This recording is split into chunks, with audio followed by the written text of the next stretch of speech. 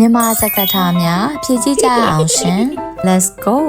နွားနို့တပကံတပြည်လုံးရှံ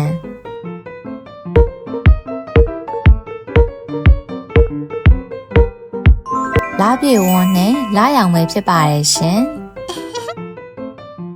နှစ်ယောက်တတွဲနေ့မှာခွဲညပဲရောက်လင်ပြန်ပေါင်းချင်တကားရွက်ပဲဖြစ်ပါတယ်ရှင်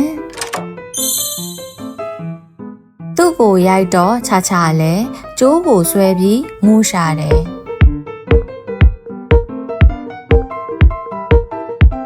ကျေးစီပဲဖြစ်ပါတယ်ရှင်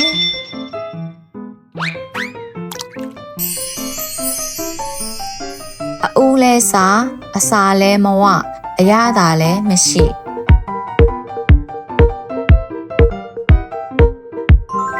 ရောင်းမှပဲဖြစ်ပါတယ်ရှင်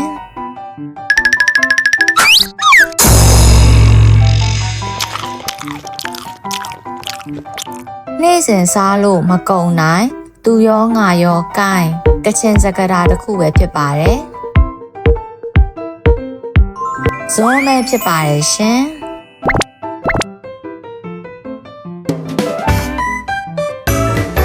အခုလိုပဲဘုဒ္ဓတာရစီမဲ့အကြောင်းအရာများကိုတင်ပေးသွားမှာဖြစ်လို့ကလေးတို့ရ channel လေးကို like and subscribe လုပ်ပေးသွားပါအောင်ရှင်